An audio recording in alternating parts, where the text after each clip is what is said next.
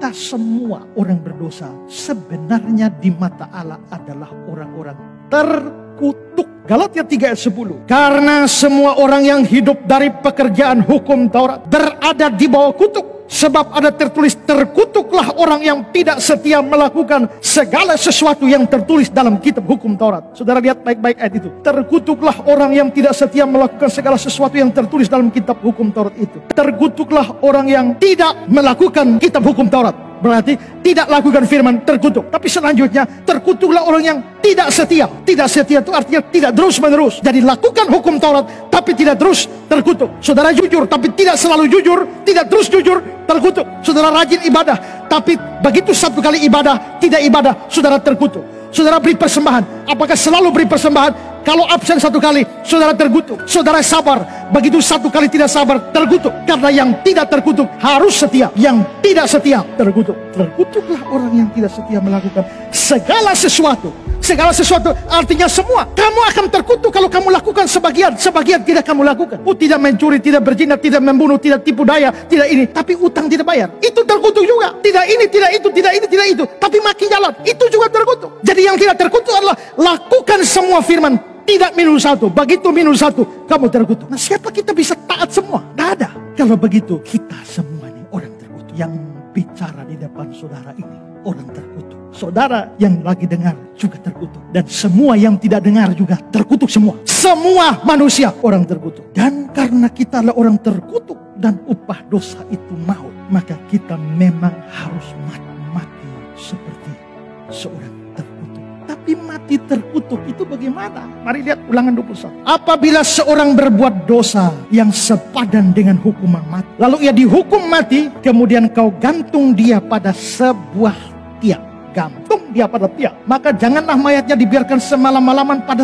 tiang itu, tapi haruslah engkau menguburkan dia pada hari itu juga. Sebab seorang yang digantung terkutuk oleh Allah. Cara kematian terkutuk itu digantung. Kenapa kok digantung? Karena kalau digantung kakinya tidak menyentuh tanah, tapi kepalanya juga tidak sampai surga. Jadi artinya apa? Surga tolak, bumi tolak. Maka dia tergantung di antara surga dan bumi. Manusia tidak terima dia, Allah pun tidak terima dia. Makanya dia tergantung di tengah-tengah. Kematian terkutuk adalah digantung. Hukum Taurat bicara banyak hukuman mati. Ada yang dirajam dengan batu, paling umum itu. Tapi khusus yang terkutuk digantung. Yesus mau menanggung hukuman kita dengan mati, bayar hutang pakai nyawa. Tapi karena kita terkutuk, maka dia mau mati, dia tidak bisa mati dengan cara lain. Harus mati dengan cara terkutuk. Cara terkutuk bagaimana? Ya cara terkutuk dia harus digantung. Maka Yesus itu harus mati tergantung pada sebuah tiang. Untuk menggenapi tuntutan Taurat bagi hukuman mati untuk orang terkutuk. Tapi kalau cara digantung seperti gantung di pohon,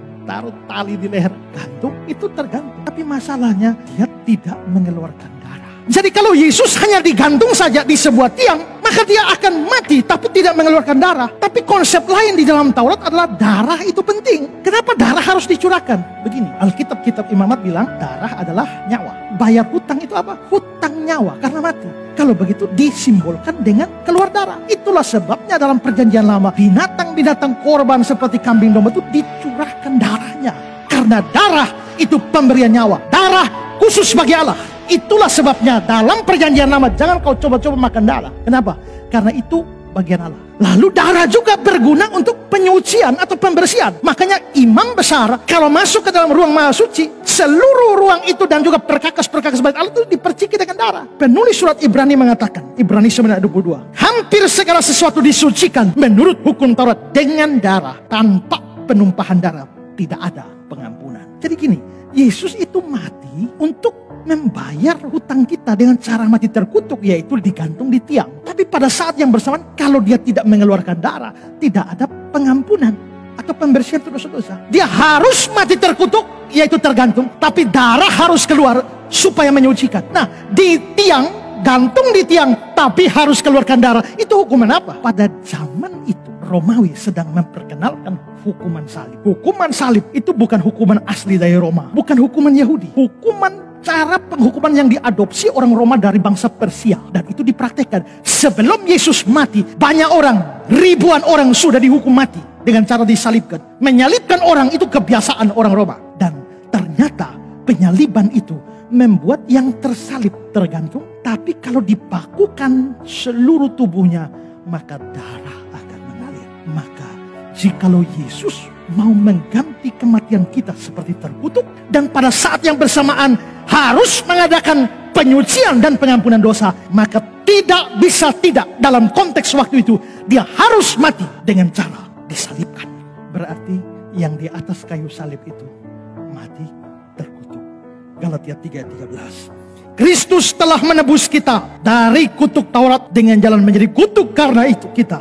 Sebab ada tertulis, terkutuklah orang yang digantung pada kayu salib. Jadi saudara-saudara, kita bisa lihat bahwa tadi kita tuh orang terkutuk. Gara-gara kutuk kita sudah ditanggung dengan kematian terkutuk oleh Kristus. Maka gara-gara Kristus mati terkutuk buat saya setelah saya beriman bagi dia, maka status saya berubah. Tadinya orang terkutuk, sekarang orang diberkati. Kalau kau olok-olok Kristus, mati terkutuk. Tapi kau tidak percaya pada dia, kau tetap terkutuk. Tapi kalau saya percaya dia, saya diberkati. Ingat konteks Galatia pasal 3, itu kutuk. Sekarang masih Galatia 3 ayat 19. Jadi mereka yang hidup dari iman, mereka yang diberkati. Ayat 14, Yesus Kristus telah membuat ini. Membuat ini itu apa? Mati terkutuk. Supaya di dalam dia berkat Abraham sampai kepada bangsa-bangsa lain. Berarti kita sekarang itu orang diberkati karena kita sudah percaya. Tidak peduli makanmu susah, tidak peduli duitmu sedikit, tidak peduli rekeningmu sedikit, tidak peduli dompetmu tipis. Di hadapan Allah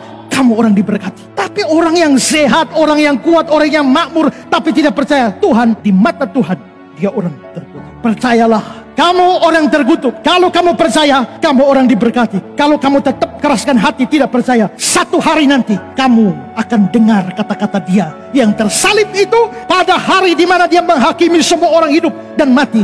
Saat kamu berdiri di hadapannya, dia akan berkata kepada kamu seperti Matius 25 ayat 41, enyahlah dari hadapanku, hai kamu orang terkutuk. Tapi kalau hari ini kamu terima dia dan percaya kepada dia, pada saat kamu berdiri di hadapan tahta pengadilannya, kamu akan mendengar suaranya. Matius 25 ayat 34, mari hai kamu yang diberkati Bapakku. Saudara adalah orang berdosa. Sebetulnya saudara yang harus mengalami penyaliban yang mengerikan ini. Tapi Kristus sudah mengalami itu buat kamu.